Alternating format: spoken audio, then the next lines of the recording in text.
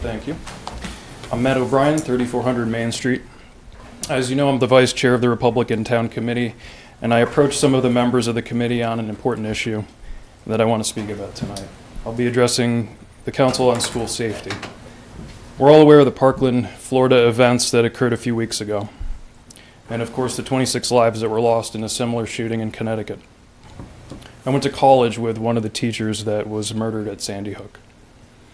In many of these shootings, there are warning signs. There are people who know what's happening, medical professionals that work with people at some point in time. The mental health debate is one that's important, but one that will be had on a national level, and I'll defer that topic to the state. But towns around the country right now are debating and discussing the state of their school safety and what should be done to reinforce any weaknesses that exist from both a building reinforcement standpoint and a personnel standpoint. Many communities assume that we have to wait for guidance from our federal government.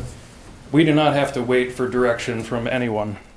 What Newtown failed to do, what Parkland failed to do, we can do in Coventry here now. And the reality is that these events can happen anywhere, regardless of the community that it resides in. We have to prepare and we have to be ready and proactive. I'm not here to politicize anything. This is about school safety. Does everyone here on the council lock your doors at home? I'm sure you do. Why have we left kids with no one in charge to protect them? Until we come to terms as a nation on how we're going to treat mental health reporting, I don't see how we have a choice any longer.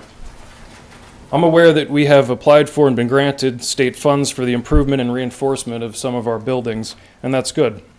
Front entrances should be monitored with cameras. Glass should be bullet resistant, bulletproof. There should be a way for staff in the building to activate an alarm wherever they are. Classroom doors should be equipped with locks at the very least so people can shelter in place. All these things will take time, but I'll give you something that we can do right now. We can look at hiring officers whose only responsibility is the protection of the staff and students in his or her building. The officers need to be armed and ready to respond to any threat. I'm personally not for arming teachers or anyone except sworn police officers in schools. In fact, it's illegal. According to a response to a request I made to Sonica Coleman, who is an associate legislative analyst at the state, permission to carry a gun in a school is limited. The deciding factor for those who may carry a gun is not whether they've been properly trained and licensed, but rather why they're on school grounds to begin with.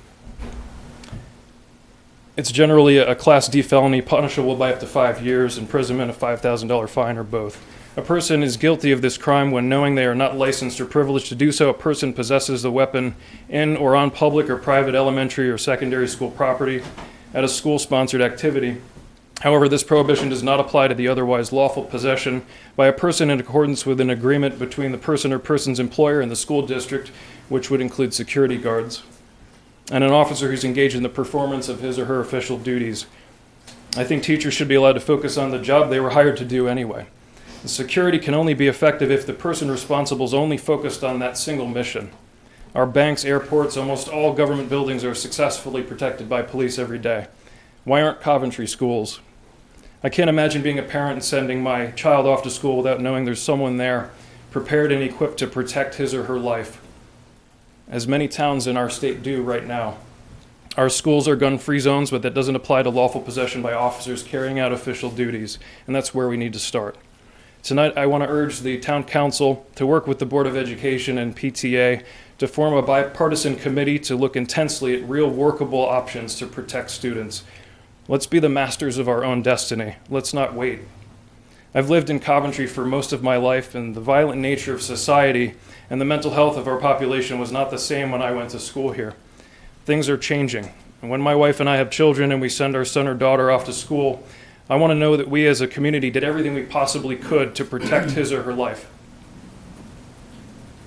Like I said before, the debate about preventing dangerous mentally ill people from committing acts in the first place will take place on a national level. But it's the responsibility of our town to move forward on concrete plans. And we control this, and we can get it done. What is a greater responsibility of government than the protection of life, liberty, and property? And let's protect life. I understand you're all working on a very difficult budget process right now, and I understand our tax dollars are being stretched in many different directions. But we have to develop a way to accomplish this because it has gone unaddressed, and it's now urgent. This should be our #1 priority. Please form a committee, explore options, and keep our schools safe. Thank you. Thank you, Matt.